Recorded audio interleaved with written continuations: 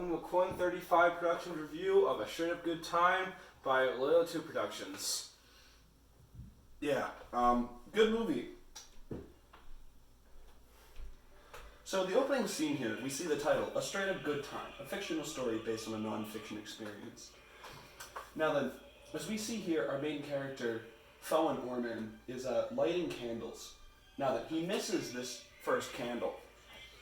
Excuse me. Now, can we pause just to cover a big overarching story point between the entire film? This is actually just an allegory for the theory of the four horsemen of the apocalypse. As we'll see that that the main character, he develops between each stage. Yeah. We'll be highlighting them as we go on. So he himself will forever be referred to in this movie as Apocalypse. If you don't get it on your first watching, it's fine, but that's what we're for. Yeah, that's our jobs. We are the deep depth. So, in this first scene, he represents famine. So as we can see here, he opens up this bountiful feast and he grabs a Mountain Dew, gamer fuel. Gamer fuel. He's a simple man, but he wants to feed his famine. That's why he's famine. Yes. Now then, he takes fancy glasses, a nice juxtaposition between the metal cans and the high society. Yeah. Now, here we see this table setting. First off, the candle has been relit. Entropy is nothing to a being of such immortal power as famine. But he's missing something. And what is that something? It's the meat of the story. It's the main part of the meal. And as you see here, this foam is almost in the place where the main meal would be placed. It is the meat of the story. We'll get to that in a second. Now this is just gratuitous. But it makes me thirsty. I drink to that. Here we see an entire rotisserie chicken pulled out of the oven. That's where they're born. Just remember, rotisserie chicken does connect to the whole famine thing, but it's also a motif in itself. It's recurring that means something about death, eternity, and the cycle of injustice that our society goes through. Probably. See, here he puts on a bib like he's eating lobster, but he's actually eating a turkey in one bite. It's not a turkey, it's a chicken. No. Pause. This is also another important scene. You see how he lifts up the phone like his fingers, like you have gross. You've done it before. You don't want to get your phone dirty, so you lift up the weird finger part.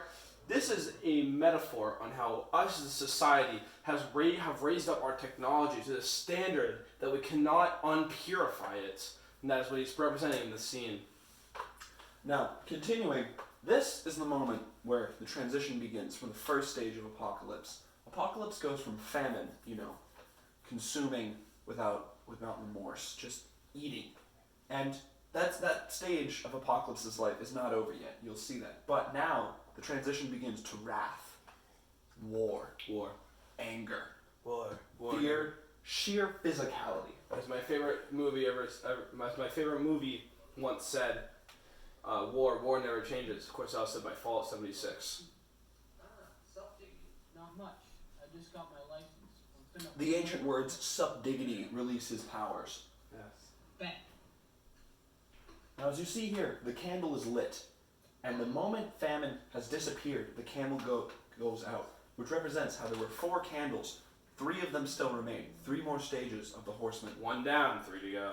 Now, this is what some would say in the hero's journey, the call to action. This is the beginning of the story, but this is also his first translation to the second horseman. War, yes. See, here we have the famine portion of the film, short, as it transfers to the red plywood, which is a color normally associated with, it's red, a color normally associated with war, violence. It's like blood. Here we see the blue shorts, a juxtaposition to the sheer physicality he's about to present. Listen carefully to what he says. I have nothing to do until Dwight Scott arrives. Therefore, I shall partake in physical activities. Amen. Now then, the song choice here is very important because bad boys are in fact liked by the good girls. Is that band, that famous band that we all know of? Yes. We'll say it on 3. 1, 2, 3. My Chemical Romance. Boys. Now, here we see he's ascended to a level of perfection that not even a human can understand. No. Another point.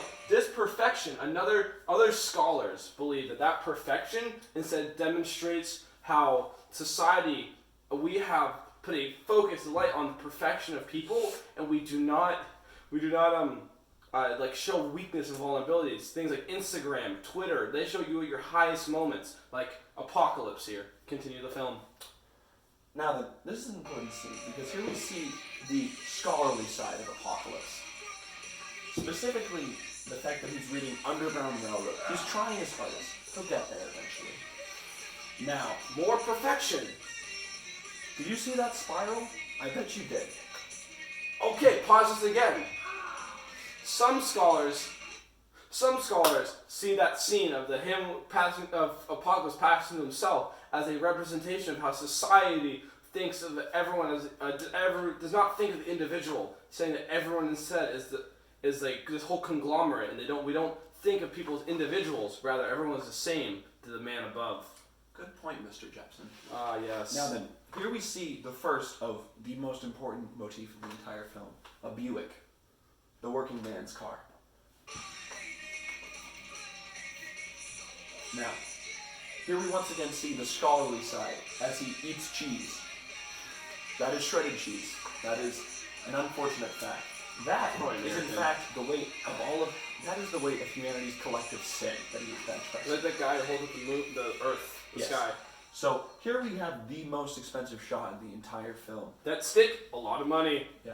And this is also a very dangerous stunt that's about to happen. Just watch how flawless. Don't try it at home. Is. Don't try it at home. Train professionals. Yes. Now, as we notice, once again, that is a Buick. Me, the boys. And America. Where are we Never gonna forget. go up next? Let's see where the night takes us. The night did not take them far. As See, a junior operator. this is ironic for two reasons. One, it's actually the middle of the day. Secondly, they do go quite far. They in fact go to the edge of human perception when Apocalypse transforms from war into pestilence. That is coming up.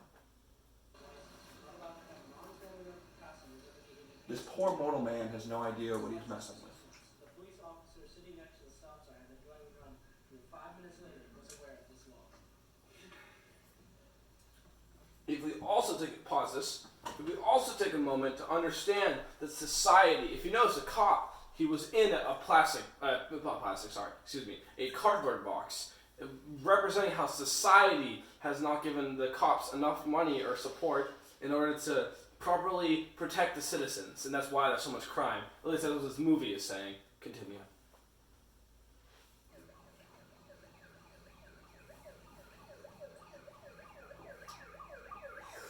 Poverty in action, our folks. See how untrained and cardboardy he is?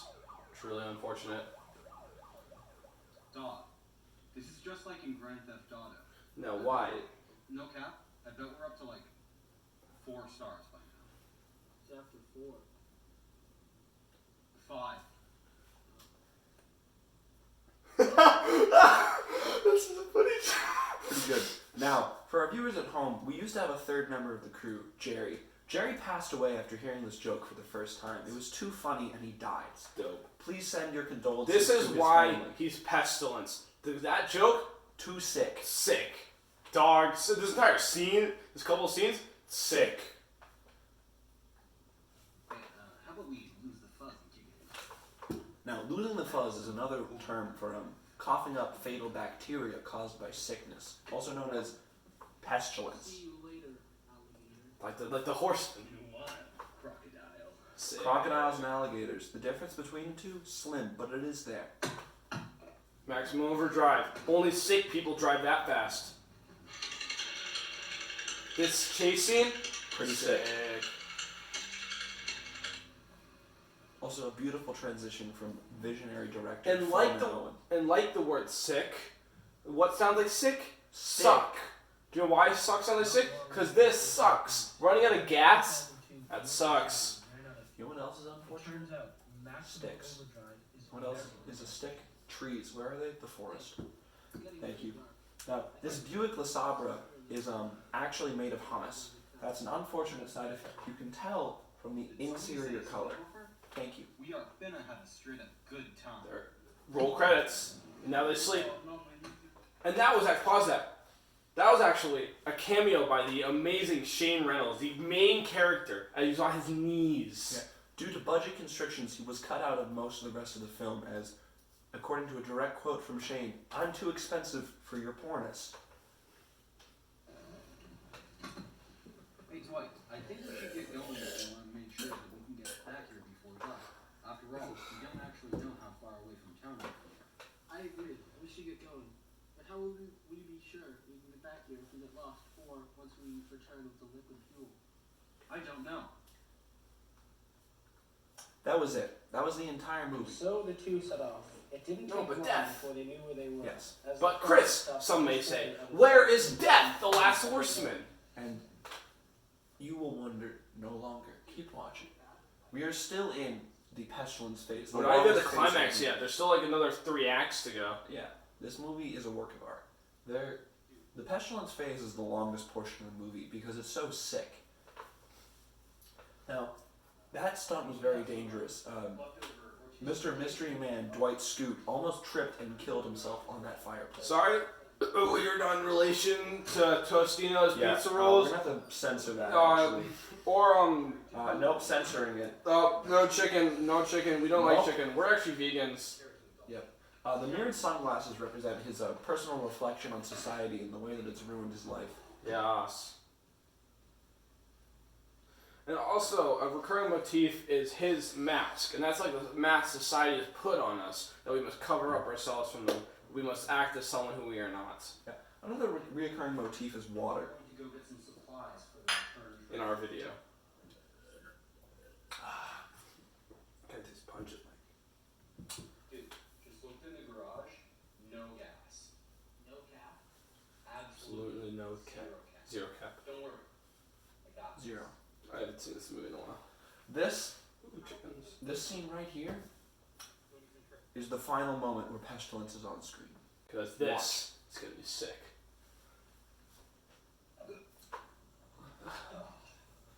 I'm exhausted watching that. He picked I up need the some water. car. That was sick. I would have done That this, was sick. but I was tired from the lack of nutrition. See, if you look here, the way he's transitioning to death is that our co-host Jepson is dying. Alright. He has stage 17 unfortunate accidents, boo-boos, some might say. Now, as you see here, Foreman has assumed the ancient power position of Grabs to do here, it to his him. feet are here. There's a tree above. You make the connection.